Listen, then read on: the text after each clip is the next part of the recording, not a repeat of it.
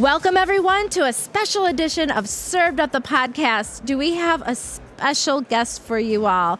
My dear friend, mentor, teacher, Mr. Tony Abou-Ganim. He's known as the modern mixologist. He's an author, a bar consultant, and the founder of TAG Global Spirit Awards. Tony, welcome to the show. Bridget, pleasure to be on. Hi, Julie. It's always an honor to have you. Could you share with our audience that might not know you, and I know there's not a lot of listeners that don't know your contribution to this industry. Can you share a little bit about what you've been up to and what you're doing now? No, absolutely, Julie. And again, thanks for having me on. I've spent the last 43 years of my life behind bars. It's been, but the good bars. The good bars, exactly, which is a great place to spend 43 years. I'm very, very, very blessed. I mean, I grew up in a bar family. The Helen David Relief Fund is a charity that I started in memory of my cousin Helen David, who opened a bar in 1937, and she was the first person to put a cocktail shaker in my hand in 1980. So spent pretty much all my life in bars, so it's been great. And what are you doing recently? Because there's a lot more than that you've been up to as the modern mixologist and the TAG Awards. Well, thank you. Yeah, it does seem like there's not a free minute in the day, which is great. I'm very, very blessed. But you mentioned the TAG Global Spirits Awards, which right now we are actively taking reservations, entries for the 2024 TAG Global Spirits Awards, which will be held right here at the Delano Hotel in Las Vegas, March 5th through the 8th. So you can enter your brands up until February 15th. We'd love to see you all in Las Vegas. And what we do is we have 3 days of judging, and Bridget's been a judge, and she'll be back again this year. At the end of it on Friday, we do something we call the Pink Tie Party. And this is a big party. This year is going to be at the Ghost Bar at the Palms. We're taking over the whole place, and it's a fundraiser for the Helen David Relief Fund. So celebrating the end of the awards, but giving back to the bartending community and bartenders who are going through cancer treatment. Yeah, that's incredible. You know, would really love to know from you, Tony, how did the TAG Global Spirit Awards come to be? And how's it different than the others? Well, thank you, Bridget. Yeah, you know, we judged San Francisco together. I had judged San Francisco for 22 years, 11 of those years as director of judges, and it was absolutely fantastic experience. But Dave Grapschi, Julio Romeo, and myself, we had a vision to grow that sort of competition into something that really brings in the end user, the consumer, our guests at our bars, to be able to experience part of what it's like being in a spirits competition. So we do dinners, we do tastings, educational tracks, and then, like I said, we end it all with the Pink Tie Party, which is a big fundraiser for the Helen David. Wonderful. Yeah, it's been a journey. We started 4 years ago, and I still remember sitting down at my kitchen table with Dave and Julio and Mark Deering, and trying to find the perfect glass. Because if you're going to enter the TAG Global Spirits competition, or any spirits competition for that matter, you want to make sure that your product is being evaluated in the best possible light. And we just couldn't find an existing glass that we felt worked for tequila, worked for rye whiskey, worked for vodka. So we sat down with every imaginable glass, and we said, well, we like the bulb here, but I'd like to extend it. I like the thickness of this. I want a stem. And we created the TAG Universal Tasting Glass. Amazing. That was fun. It's fun, you know, because we're not saying it's the best glass for tequila or the best glass for bourbon, but we do believe, and we'll put it up against any of them that you do feel is the best, but we feel that for a universal glass that celebrates every category, I think we've got a glass that really does that. It's like an all-purpose spirits tasting glass. Yeah, you want to try it out? Yeah, let's do it. I'm looking at it right now, and I love the shape of the glass. I mean, it's beautiful. It's like a mini wine glass. Well, you know, we started with a sherry glass that Rona makes, and Rona is our partner. They're the ones that we designed the glass with Steel Light International. And we started with our sherry glass, but we also like the bulbousness of the Copita from Glencairn. But we wanted to extend that and have the opening. So we didn't want a glass that would totally eliminate the alcohol, because I feel like if you're especially tasting blind, that if something is a higher proof or barrel strength, that you should be able to detect those notes. But we didn't want just alcohol, which it's funny, I did something here at WSWA yesterday on how to taste like a spirits judge. And I put the same tequila, the Siete Legos Blanco, which was last year's Best of Show Blanco, in our glass, and I put it in a rocks glass. We tasted it blind. Nobody could believe it was the same. Wow. People says, is that a pisco, a light gin, a vodka? One person says, is it agave? But same exact spirit. Just shows you how important the proper glass is for tasting, evaluating, and ultimately enjoying that spirit. Glass matters. There's happiness. Cheers. Oh, I love that sound. Okay, so walk us through, how do we taste like a judge? I know both of you know how to, but I don't. Well, you only pick up 5 things on your palate. Everything else is done with your olfactory. So the way I recommend approaching it is get your nose in there. But remember, this is, I think, like 90 proof. So we don't want to... So it's a rye. Yeah. So we open your mouth and try to breathe equally between your nose and your mouth so you aerate the spirit over your olfactory. Oh. It smells delicious. I think yummy is the technical Yummy. word. It's definitely It's a yummy. scrumptious and yummy. Yes. But you get those spice notes from the Yes. rye, the Yes. black pepper, The creme brulee. creme brulee, baking spice, some earthiness, vegetal notes. Getting thirsty just talking about it. Can we dive in? And I don't smell alcohol at all, actually. No. Yeah, and it's a higher proof And rye it's a whiskey. rye. Yeah, that's unusual. But you sense the presence of alcohol is there. It doesn't eliminate it entirely, but it elevates all those subtle aromatics. I would almost, and I'm not a spirits expert, but I would almost think this was a fortified wine by smelling it. Wow. Well, I can see where you could pick up some of the barrel notes that you might find in like I said, a sweet vermouth. All right, now, I always say you need to taste it twice.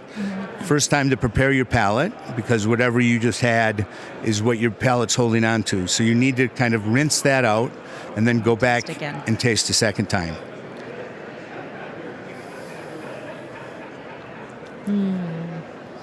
Evaluate how it feels on the palate, the mouthfeel. Oh. Spicy, right? Yeah, it's spicy, but it's also very creamy. Like, it really Creamy. coats the palate. Lovely viscosity on the palate, and then it dries out Yeah. really nice. Better try it a second time. Let's see. Folks, to make sure. You should be jealous. It's a hard gig. Someone has to do it. We're working really hard here. Working It's really serious. hard. Oh.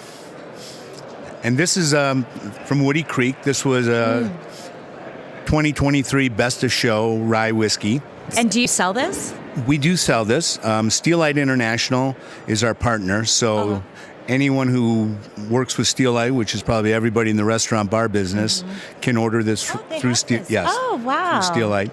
We held back until after the first inaugural TAG Global Spirits Awards on selling it to anyone else. But now that we're, again, if you enter a spirits competition, you want to make sure that your spirit is being judged in the best possible light. Right. So by the best possible judges with the greatest palates, but we want to do everything in our power to make sure that it's represented the way it's intended to be represented. Yeah, 100%. You've had such an amazing career, Tony. I've been fortunate to know you for a little over 20 years of your career. 25 years. Holy I know. How did that 25 happen? years with this guy. What is that? But I do have a question for you because, you've given so much to the community.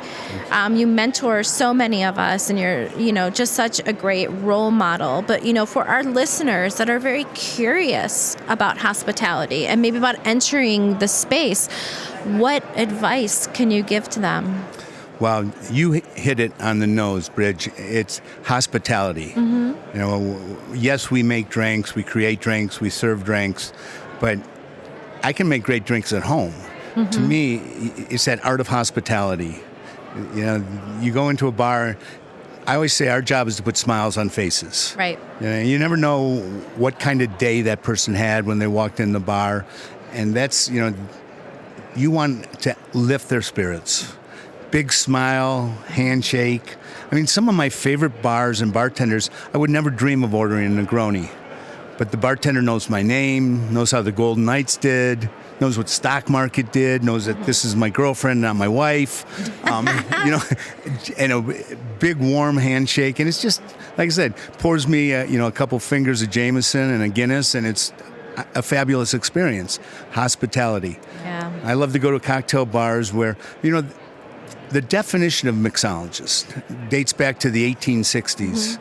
And it roughly goes like this. When a bartender has unusual interest and expertise in mixing drinks, they become mixologists. And I really believe that's true. But the key to that is when bartenders, we went through a bit of a pretentiousness in this industry for a short period of time, and that's not what this is about. Right. This is the hospitality industry. I've had some of my best drinks served to me by some bartenders that I would never go back to see. Right. I have too. I don't like to be told what I should be drinking, but I do like to be welcomed. Yes. And feel like I'm a friend, and where they do remember your name. Well, I always say to young bartenders that I can teach you to make a great Negroni, great martini. I just can't teach you to love making that drink. Right. And I read somewhere from a Japanese bartender said, if you don't love making drinks, your customers aren't going to love drinking them.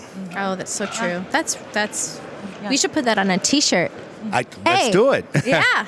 What does it mean to you to be back here, and how does that impact you? When we opened Bellagio, it was just as this kind of craft, fresh thing was happening. I had met Dale DeGroff at the Rainbow Room in 1993.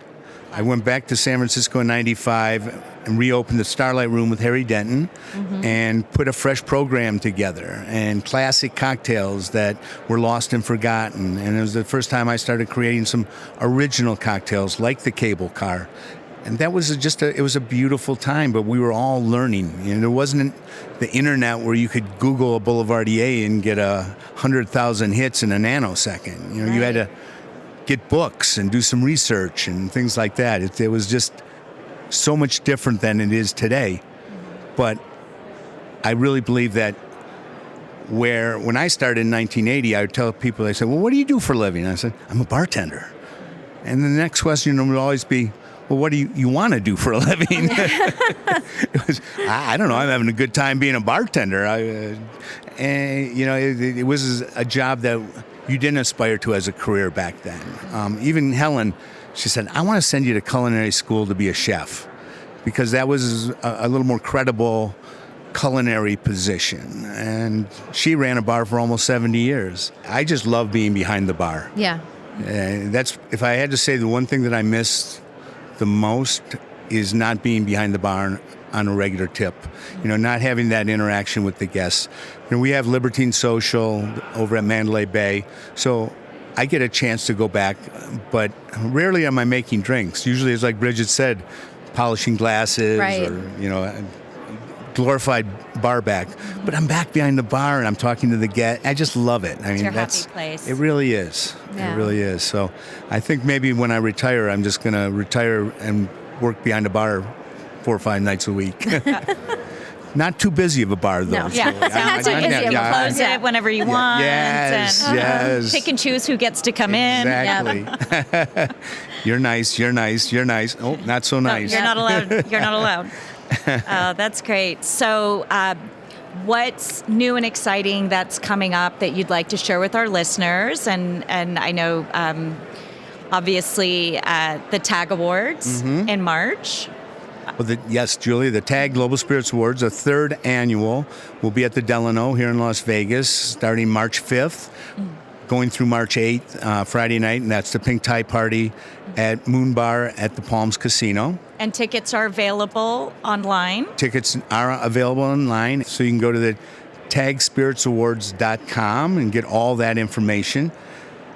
And then I just came back from the Caribbean. I don't know if you noticed. You got a nice and glow. tan in I like January. it. Nice Yeah. bronze Looking going good. on. Yeah. Well, for the last year, I've been working with Royal Caribbean Cruise Lines. And I think if you watch TV at all in the last 3 months, you've seen ads for Icon of the Seas. Yes. So I've got 6 outlets that I did drinks for on Icon of the Seas, along with Kat Middleberger and our friend from Tucson, Kim Hasrud. Sorry, Kim. So we were just on the ship for the 2 inaugural cruises. Fun. And it's a beautiful ship. So if anybody out there likes to cruise, check out Icon of the Seas. It's the largest cruise ship ever. Yeah, I think it just pulled into Miami. Uh-huh. Yeah. Yep. Were you on it? I was. I got off Should have called. Friday. I would have come by and say hello. Yeah, well, we got to get you guys on a cruise. We could do the do show it. from the ship. Let's do it. I like Served that up idea. from the Did seas. you guys Served hear up that? from the Served sea. up from the seas. It's got a ring to it. It does. I'm pretty sure they named that boat after you developed their beverage program. Icon of the seas. Icon of the I seas. love Right that. here. I love that. Yeah. Well, the signature drink at the 1400 is called the 1400, and it's right across from the Pearl. So tried to create a drink that looked like a pearl. So I worked with Dress to Drink, and we created this shimmer syrup. And then it's Casamigos Blanco. You get bergamot from Italysis, and then some fresh lemon juice. What we do then is we put, from a flavor blaster, a citrus bubble on top, Oh, cool. which gives again the impression of a pearl. When I was on the no one even drank the drink without Instagram, taking a picture of it. And we're doing like 200, 250 of them a day. Wow.